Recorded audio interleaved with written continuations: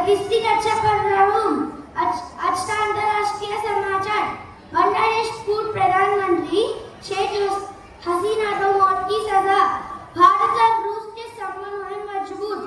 रूस ने भेजा भारत को तेल। अमेरिका के राष्ट्रपति ट्रंप ने लगाया माइग्रेशन पर रोक। आज का राष्ट्रीय समाचार।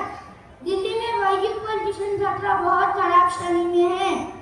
सैयद मोदी इंटरनेशनल बैडमिंटन में भारतीय खिलाड़ियों ने किया अच्छा प्रदर्शन। रूस के राष्ट्रपति पुतिन दिसंबर में करेंगे भारत का दौरे। राज्य समाचार। आंध्र प्रदेश का मुख्यमंत्री चंद्रबाबू नायडू ने घोषणा की है 3 क्षेत्रों में विशेष विकास। अमरावती के किसानों की समस्या की हल के लिए नायडू ने दिया समिति का सुझाव। नेल्लूर, तिरुपति, कड़पा, चित्तूर जिलों को 14 तूफान से खतरा। धन्यवाद।